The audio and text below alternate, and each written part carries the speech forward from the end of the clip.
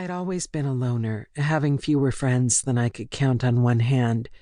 When I went to college, I never expected that I'd make a friend, much less more than one of them.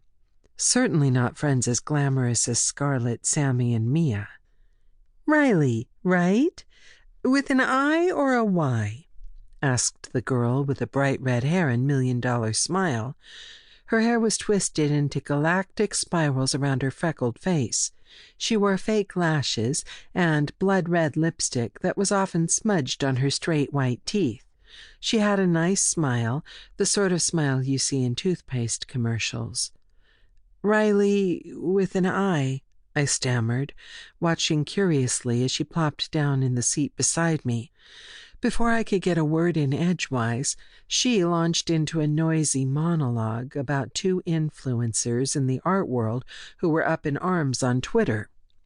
When the girl named Scarlett, of course I knew her name before she told me, it was impossible not to know a person that loud, was done talking, she drew in a deep breath and asked, "So, whose side are you on? 'Cause this shit is important to me when choosing friends." She winked and smiled, something playful but serious behind that cutesy facade. Still, I got the sense that she meant it. I had no clue who these influencers were, and I didn't mess around on Twitter.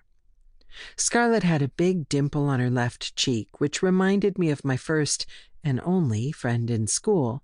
Her name was Sierra, like the desert, not the singer, and she'd treated me terribly.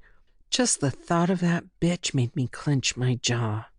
I cleared my throat, considering the 5-minute soap opera Scarlett had dropped on my lap just then.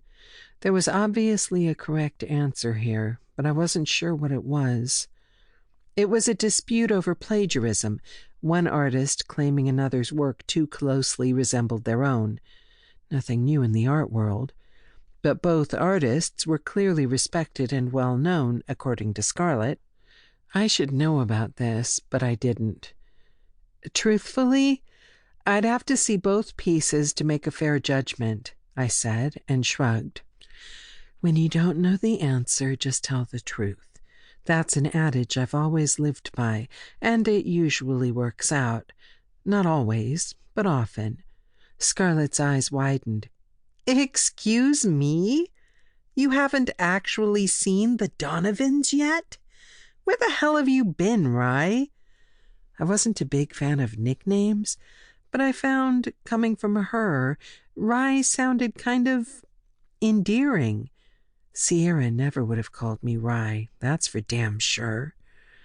"I'm not much on social media," I admitted, another painful truth bomb. "I used to have an online journal, but I kept it mostly private." Scarlett stared at me, bug-eyed and silent, like she was seeing me for the first time, an exotic animal at the boring old petting zoo. Wow.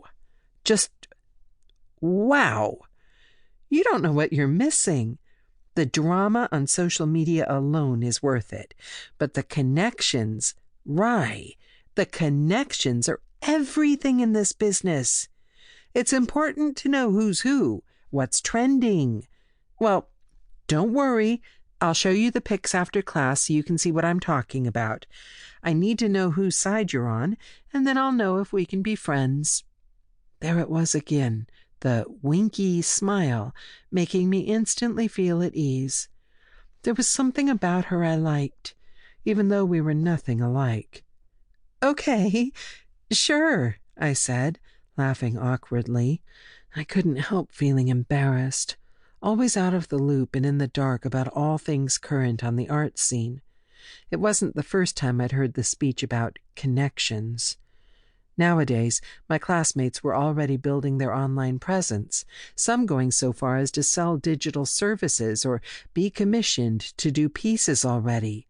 But for me, it was less about connecting and pursuing fame and more about stroking a compulsion. I'd lived with obsession for decades. I didn't do art because I wanted to. I did it because I had to.